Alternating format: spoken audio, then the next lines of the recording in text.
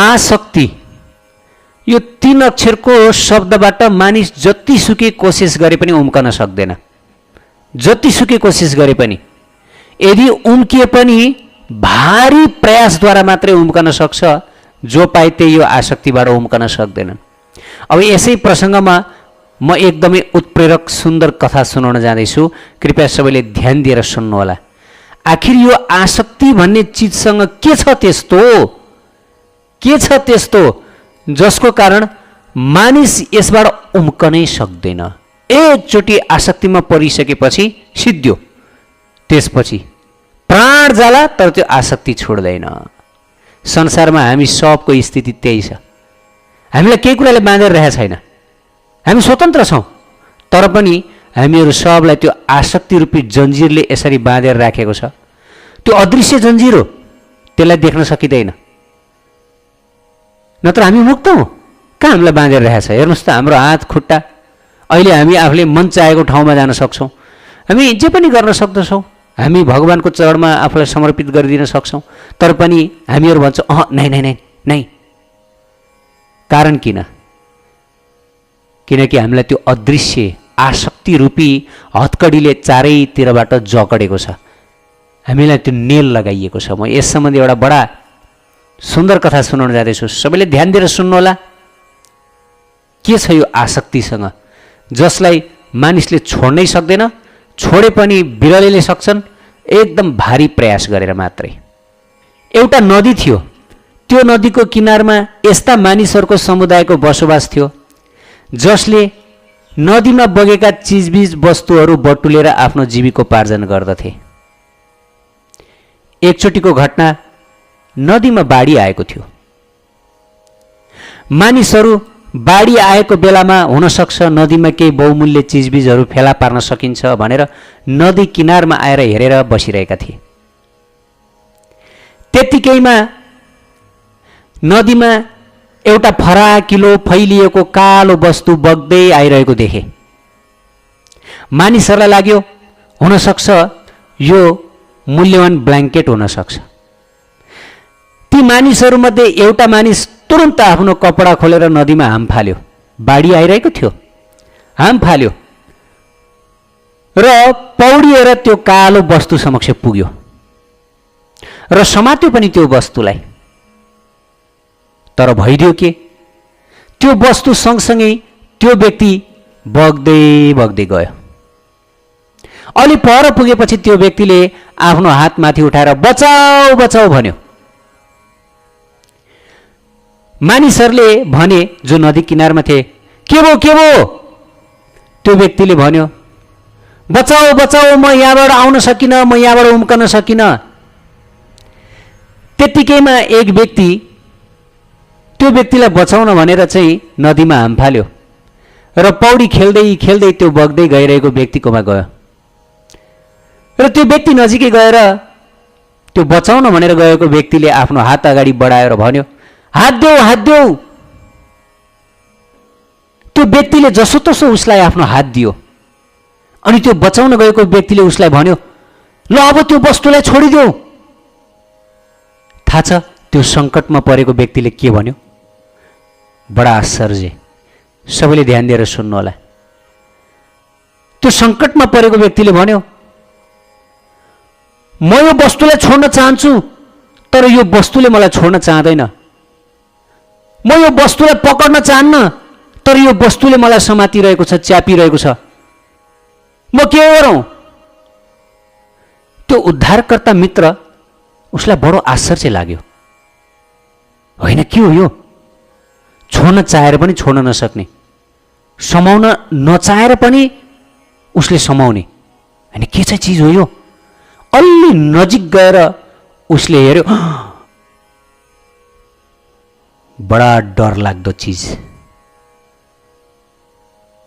त्यो बचाउन गएको व्यक्ति त्यो बग्दै गरेको व्यक्तिलाई त्यही छोडेर तुरन्त आफ्नो ज्यान बचाउनको लागि भनेर चाहिँ किनारमा आयो। लामो लामो सास फेर्यो एकदम। अनि किनारमा बसेका अरू मानिसहरूले सोधे के भयो किन आत्तेको तिमी? किन उसलाई नबचाइकन आयो? के हो भन त? सबैले सोधे। अनि त्यो ज्यान बचाएर आएको व्यक्तिले के भने थाहा छ? ओहो, कसरी बचाउने उनलाई? उसलाई त एउटा बडेमाको भालुले समातिरहेको छ। त्यो भालु त्यो नदीमा बग्दै आइरहेको थियो। उसले पनि म कसरी बचाउँ भनेर आफ्नो सुरक्षा खोजिरहेको थियो। त्यही मौकामा त्यो हाम्रो साथीलाई समात्यो। अब त्यो भालुले उसलाई छोड्दैन। बर्बाद। भालु सँगसँगै भालु पनि मर्यो, त्यो व्यक्ति पनि मर्यो। त प्रिय भक्त भागवत, यो कथाबाट हामीले धेरै ठुलो शिक्षा प्राप्त गर्न सक्दछौँ। यति बेला हाम्रो स्थिति पनि त्यो भालुलाई समात्न गएको, तर उल्टो त्यो भालुले नै समातेको अवस्था छ हाम्रो, हामी सबैको। यो संसारमा हामी जति पनि छौँ देहधारीहरू, हामी सबको स्थिति त्यो छ। तर हामीहरूलाई अनुभव छैन, अनुभव छैन। किनारमा बसिरहेको बेला त्यो मानिसलाई लागेको थियो यो त ठुलो ब्ल्याङ्केट हो, ओहो एकदम काम आउने भयो, जाडो कट्ने भयो ल। किनभने भालु के गर्दछ भन्दा जब नदीमा बग्दछ उसले आफूलाई फैलाउँदछ। कालो ब्ल्याङ्केट देख्यो उसले, झ्याममा हाम फाल्यो। अब बिचरा त्यो भालु पनि आफ्नो ज्यान बचाउनको लागि सहारा खोजिरहेको थियो। लौ मेरो सहारा आयो भनेर उसैलाई समात्यो। अब भालुले समातेपछि छोड्छ? हो, संसारको आसक्ति भने यही हो। यो मान्छेले त एउटा भालुलाई समात्यो, तर संसारमा आएका हामी देहधारीहरूले कतिवटा भालुलाई समातेका छौँ।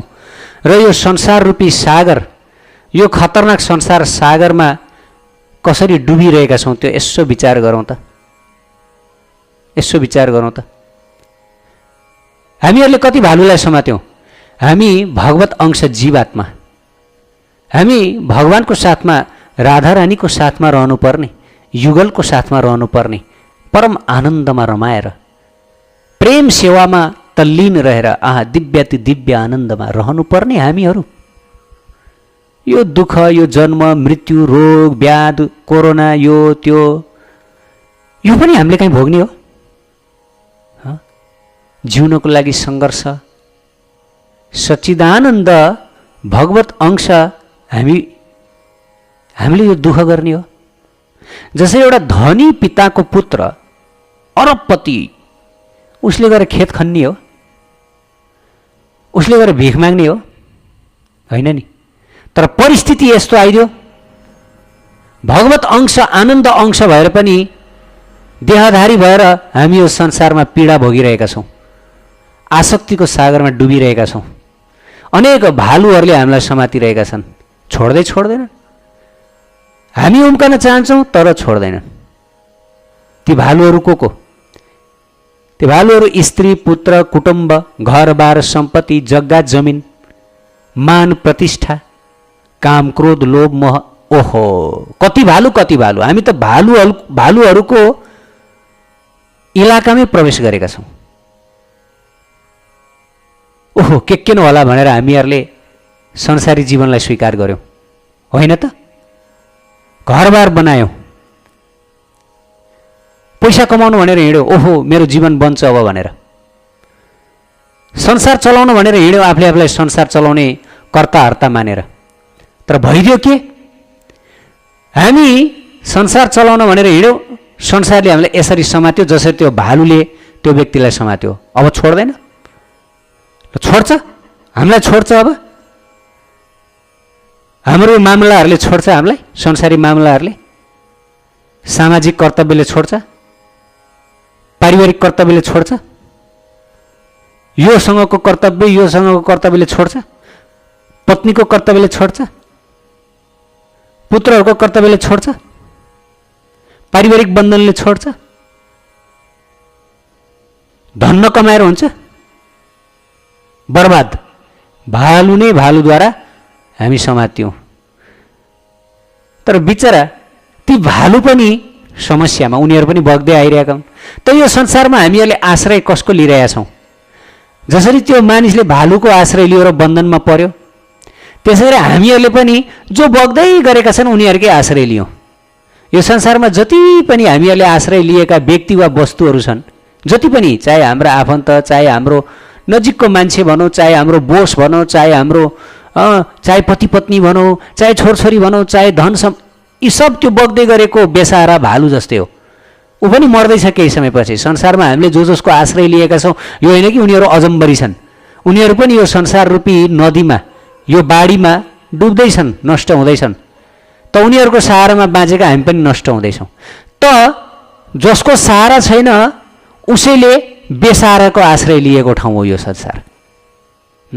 सत्य, एकदम सत्य। लिनुपर्ने सहारा कसको थियो?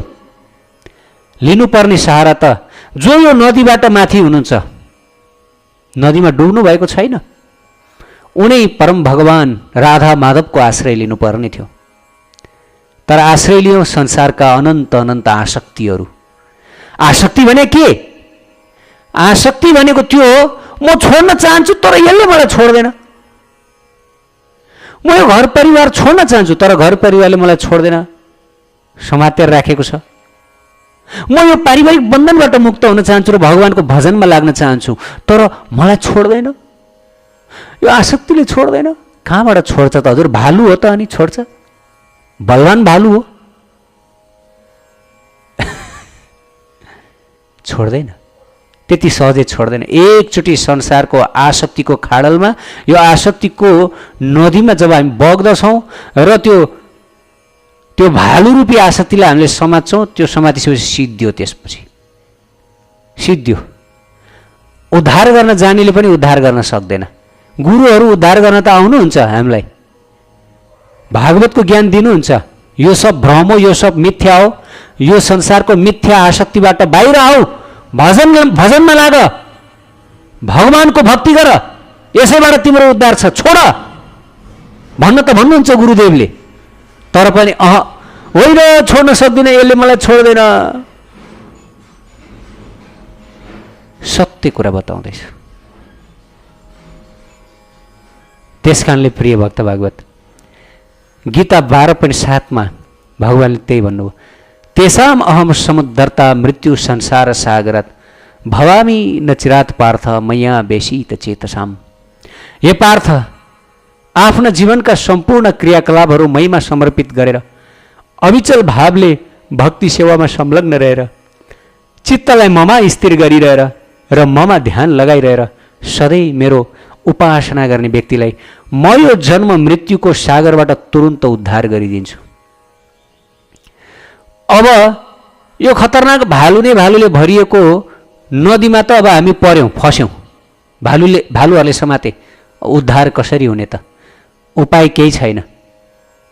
के छ उपाय? केही छैन। एकमात्र उपाय छ, राधा माधवको शरणमा जाउँ। उहाँले वचन दिनुभएको छ, म यो जन्म मृत्युको सागरबाट तुरुन्त उद्धार गर्छु, तुरुन्त, अविलम्ब।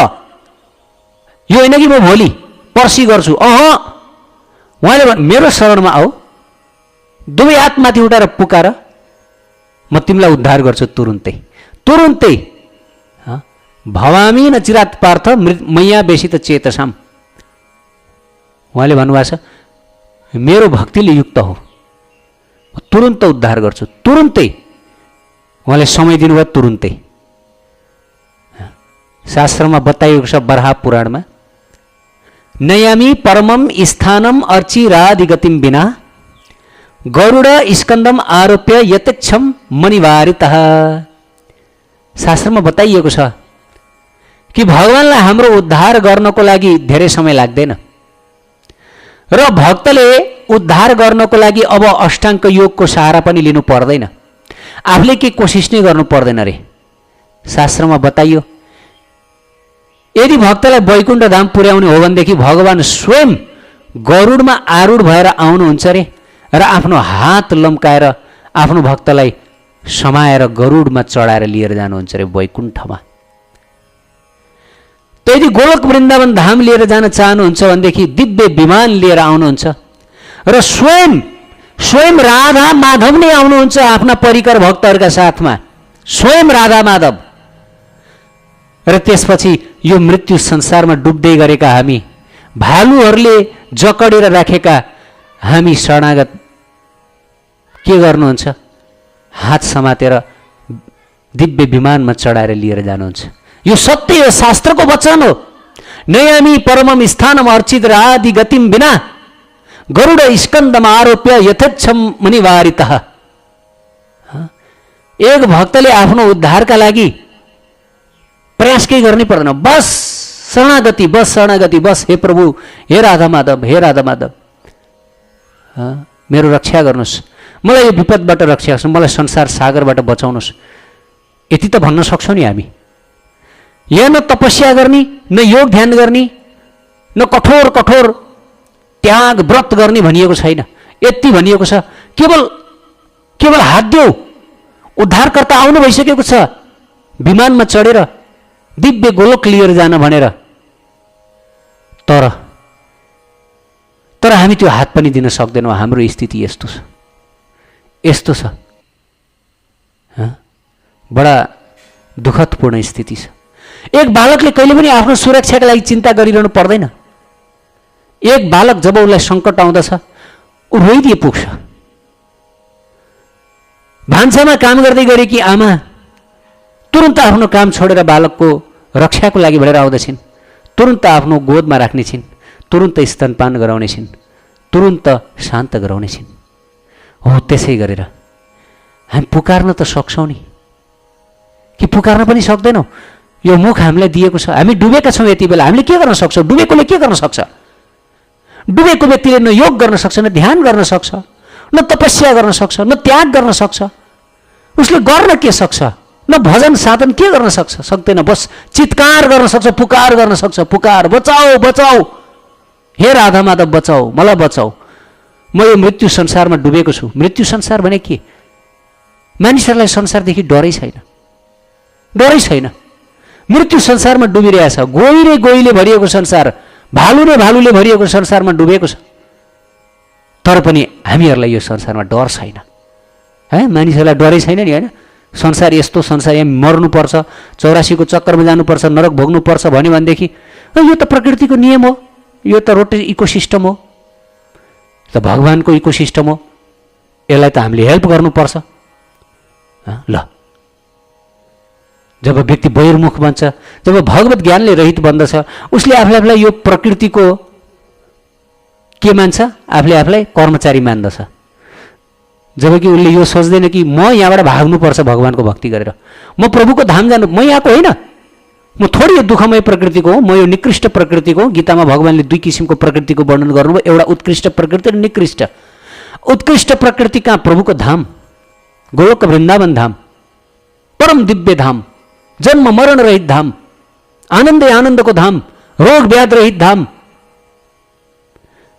ए बाबा, भगवान बोलाउन आउनुभयो, भगवानले भन्नुभयो यो संसार ठिक छैन, स्वयं उहाँले उद्घोष गर्नुभएको छ। तैपनि हामीहरू यो संसारको आफूलाई के मानेर बसिरहेका छौँ? स्टाफ मानेर बसिरहेका छौँ। होइन, मेरो धेरै कर्तव्य छ संसारमा गर्नुपर्ने। अरे भगवान भन्नुहुन्छ छोड यो संसारको कर्तव्य, तुरन्त तिम्रो हात मलाई दियो, वास्ता नगर संसारलाई, आऊ म कहाँ आऊ। स्वयं भगवानले भन्नुभएको छ गीतामा। के भन्नुभयो गीतामा भगवानले? ब्रह्म भुवनलोक पुनरावर्तिनो अर्जुन मामविद्यते कौन्ते पुनर्जन्म न विद्यते। अरे ब्रह्मलोकदेखि लिएर पृथ्वी लोकसम्मका सम्पूर्ण लोकहरू, जन्म मरणको लोकहरू, पुनर्जन्मको लोकहरू, दुःखको लोकहरू, छोड, तुरन्त छोड, मेरो भक्तिमा लाग, भगवानले भन्नुभयो। किम पुनर्ब्राह्मण पुण्य भक्त्या राजर्ष यस्तता अनित्यम असुकम लोकम इमं प्राप्य भजस्व माम। अरे यो अनित्यम अनित्य छ, असुख छ, दुःखै दुःखको घर छ, जन्म मरणको ठाउँ छ। यस्तो ठाउँमा आएर पनि मेरो भजन गर्दैनौ, मलाई प्राप्त गर्नको लागि लालसा राख्दैनौ, मेरो धाम आउनको लागि तिमीलाई अलिकति पनि मनमा छैन। धिक्कार छ तिम्रो जीवन, धिक्कार छ। खोइ हामीहरूले गीता पढेको, मनमा राखेको, खोइ यदि संसारकै भालुहरूमा हामी आसक्त छौँ भने अझै पनि छौँ, हामी अझै पनि भालुहरूमै आसक्त, त भालुहरूले छोड्नेवाला छैन। त बस चित्कार गरेर पुकार गरेर यो नाम हामी जप्छौँ हरे कृष्ण महामन्त्र, के को लागि? रमाइलोको लागि, इन्टरटेनमेन्टको लागि? एकदम बोर लाग्यो, अल्छी लाग्यो, नाम जप गरौँ। ठिक छ, बोर लाग्दा इन्टरटेनमेन्टको लागि पनि नाम जप गरेर केही न केही फाइदा पाइन्छ, नपाइने होइन। तर यो नामको एक एक शब्दमा पुकार छ, क्रन्दन छ। हरे कृष्ण हे राधारानी, हे कृष्ण हे राधारानी, म डुबेको छु संसार सागरमा, मलाई यो आसक्ति रूपी भालुहरूले समातेर राखेका छन्, म मर्न लागिसकेको छु, मलाई आएर बचाऊ, मलाई आएर बचाऊ। यो हो त्यसको अर्थ। हरे कृष्ण कृष्ण कृष्ण हरे हरे, हरे राम राम राम हरे। यो हो त्यसको अर्थ, महामन्त्रको अर्थ यो। हे राधारानी मलाई बचाउनुहोस्, मलाई बचाउनुहोस्, मलाई तुरुन्त बचाउनुहोस् र आफ्नो शरणमा लिनुहोस्। तर हामी पुकार गर्न चाहँदैनौँ। केवल पुकार गर, केवल पुकार गर, केवल चित्कार गर। भगवानले पुकार गर्नको लागि नाम दिनुभयो, तर हामी पुकार गर्न चाहँदैनौँ। हाम्रो उद्धार कसरी हुन्छ? हामी यहाँबाट उम्कने चाहँदैनौँ, यही रमाएर बसिरहेका छौँ। हामीलाई यही ठिक छ, ठिक छ। दयालु प्रभुले दया गर्नुहुन्छ हामी माथि, हामीले जे चाहे त्यही दिनुहुन्छ, के गर्ने त? अब यो संसार नदी भीषण बाढीमै डुबेर बस्न चाहन्छौँ। अब यहाँका भालुहरूसँगै अब हामीहरू बाँधिएर बस्न चाहन्छौँ भनेदेखि भगवानले के गर्ने? ठिकै छ, ठिक छ, हुन्छ। स्वतन्त्रता, उहाँले त स्वतन्त्रता दिनुभएको छ, जे गर्छौ गर। आउन चाहन्छौ आऊ, म छँदैछु। आउन चाहँदैनौ न, जबरजस्ती छैन। किनभने भगवानले जीवात्माहरूलाई जबरजस्ती गर्नुहुन्न, स्वतन्त्र छोडिदिनु भएको छ। आउन चाहन्छौ स्वेच्छाले आऊ, बस्न चाहन्छौ बस। संसारमै रहन चाहन्छौ, संसारमा रहने वातावरण बनाइदिन्छु। तर संसारमा रहेर तिमीले सुख पाउनेवाला छैनौ। एकछिन सुख पाउँछौ, एकैछिनमा दुःख। किनभने संसारमा त सबै कुरा अदल बदल भइरहन्छ, प्रकृतिका गुणहरूले बदलिरहन्छ, सधैँ एकनाश हुँदैन। अहिले शान्ति, फेरि एकैछिनमा अशान्ति, अहिले सुख, फेरि एकैछिनमा दुःख, अहिले गर्मी, एकछिनमा जाडो। कसरी तिमीले शाश्वत सुख शान्ति पाउँछौ? द्वैत जगतमा शाश्वत सुख शान्ति हुँदैन। प्रभुको चरण, प्रभुको प्रेम सेवा, बस त्यही मात्रै हैन। त्यो आजको दिन ढिला भइसकेको छ, हामी डुबेर सर्वनाश हुन लागिसकेको छ हाम्रो। अझै पनि हामी पुकार गर्न सक्छौँ, अझै पनि हरे कृष्ण कृष्ण कृष्ण हरे हरे, हरे राम राम राम हरे हरे। तर राधारानी हामीलाई बचाउन आउनुहुन्छ, निश्चित आउनुहुन्छ, निश्चित। यसमा कुनै सन्देह छैन, निश्चित। आशा बन्द समुत्कण्ठा नाम गाने सदा रुचि। आशा बन्द हुनुपर्छ, आशा। मलाई बचाउनुहुन्छ, निश्चित बचाउनुहुन्छ, किनभने म उहाँको हुँ। ए बाबा, म जति बच्न चाहन्छु त्योभन्दा बढी बचाउन उहाँ चाहनुहुन्छ, 100 गुणा बढी बचाउन चाहनुहुन्छ। म जति उहाँलाई प्राप्त गर्न चाहन्छु त्योभन्दा 100 गुणा बढी उहाँ हामीलाई प्राप्त गर्न चाहनुहुन्छ। किन? हामी उहाँका हौँ। मानौ यदि हाम्रो केही चिज हराएको छ भनेदेखि त्यो चिज भन्दा पनि हामी त्यो चिजलाई प्राप्त गर्नको लागि बढी लालायत हुन्छौँ। त्यो चिजले हामीलाई नचाहला, तर हामी चाहन्छौँ। त्यो चिजप्रति हाम्रो अनुराग हुन्छ, हाम्रो आसक्ति हुन्छ। त्यही भएर हामी जीवात्माहरू उहाँकै अंश हौँ, हामी उहाँकै हौँ। त्यही भएर हामीप्रति उहाँको आसक्ति छ, हामीप्रति उहाँको अहम छ। मेरै हुन् यिनीहरू, आउनुपर्छ। मलाई प्राप्त नगरिकन यिनीहरूलाई सुख शान्ति छैन। राधा माधव यही चाहनुहुन्छ, उहाँको चाहना नै यही हो। हामीप्रति उहाँको अहम छ, ममत्व छ। मेरा हुन्। हामीप्रति, उहाँप्रति हाम्रो छैन, हो हाम्रो छैन। किनभने प्रकृतिमा अनादिकालदेखि बहिर्मुख भएर हामी बसेका छौँ, त हामीलाई छैन, तर उहाँलाई छ। हराएको वस्तुलाई मालिकप्रति आसक्ति हुँदैन, ममत्व हुँदैन, तर मालिकलाई त हराएको वस्तुप्रति ममत्व हुन्छ नि, होइन? त्यही भएर राधा माधवलाई हामीप्रति ममत्व छ। भले हामीसँग उहाँप्रति ममत्व होस् नहोस्, भले हामीहरूले उहाँलाई घृणा गरौँ, तिरस्कार गरौँ, भले हामीहरूले उहाँलाई वास्ता नगरौँ, भले हामीहरूले उहाँलाई थोकौँ, भले हामीहरूले उहाँलाई जेसुकै गरौँ, उहाँले त त्यो गर्न सक्नुहुन्न नि। किन? किनभने हामी उहाँकै हौँ, हामी उहाँकै हौँ। हामीले जे जे गरे पनि उहाँले हामीलाई त्याग्न सक्नुहुन्न। हामीप्रति उहाँको सधैँभरि ममत्व रहिरहन्छ। बस अब थोरै ममत्व हामीले पनि जगाइदिने कि उहाँप्रति? हे राधारानी, केवल म हजुरको होइन, हजुर पनि मेरो हो। यति भनेपछि बस काम तमाम सिद्धियो, भइयो। यति नै उहाँले प्रतीक्षा गरेर बसिरहनु भएको छ। हामीले कहिले भन्छौँ, कहिले हाम्रो मुखबाट आउला, कहिले हाम्रो हृदयबाट आउला भनेर, तर हाम्रो आउँदैन। म किन राधारानीको हुने, म किन युगलको हुने, म किन सेवा गर्ने उहाँको? मलाई यही आनन्द छ, मलाई यही रमाइलो छ। मेरा घरबार, मेरो सम्पत्ति, मेरो जग्गा जमिन, मेरो गाडी, मेरो पैसा, मेरो वैभव, मेरो पद, मेरो प्रतिष्ठा, म किन जाने? I don't care. नजाने गाउँको बाटै नसोध्नु। वास्तवमा नजाने गाउँको बाटै नसोध्नु त्यो संसारलाई भन्नुपर्ने हो। यो संसार हाम्रो गाउँ होइन। हाम्रो वास्तविक गाउँ त त्यो प्रेम धाम हो, प्रेम राज्य हो। त्यही हो हाम्रो घर, त्यही हुनुहुन्छ हाम्रो आफन्तहरू, त्यही हुनुहुन्छ हाम्रो सब थोक, सब चिज हाम्रो त्यही छ। यहाँ त केही पनि छैन, केही पनि छैन। उल्टो हामीलाई रुवाउने कुराहरू मात्रै छ यहाँ। तर मायाले हामीलाई यसरी डिप्रोग्राम गरिदिन् कि नजाने गाउँको बाटै नसोध्नु हामी भगवान्लाई भन्छौँ। मतलब छैन, राधाकृष्ण मतलब छैन, संसार मतलब छ। भालुले समातेको स्थितिमा यही हुन्छ। हामी सबलाई भालुले समातेको छ।